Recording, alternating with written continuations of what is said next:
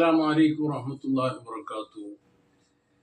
ಪ್ರೀತಿಯ ಮತದಾನ ಬಂಧುಗಳೇ, ಮತದಾನವೆಂಬುದು ಪ್ರತಿಯೊಬ್ಬ ಭಾರತೀಯನ ಜನ್ಮಸಿದ್ಧ ಹಕ್ಕು. ಒಬ್ಬ ಪ್ರಜ್ಞಾವಂತ ಪ್ರಜೆಯಾಗಿ ನಾಳೆ ಭವ್ಯ ಭಾರತಕ್ಕಾಗಿ ಮತ ಚಲಾಯಿಸುವುದು ಕರ್ತವ್ಯದ ಭಾಗವೂ ಹೌದು.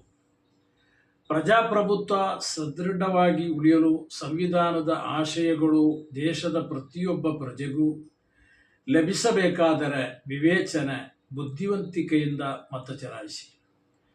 ವಿವಿಧತೆಯಲ್ಲಿ ಏಕತೆಯನ್ನು ಸಾರುವ ಸುಂದರ ದೇಶವಾಗಿ ನಮ್ಮ ಭಾರತ ದೇಶ ಚಿರಕಾಲ ಉಳಿಯಬೇಕಾದರೆ ನಾವು ಚಲಾಯಿಸುವ ಪ್ರತಿಯೊಂದು ಮತವು ನಿರ್ಣಾಯಕ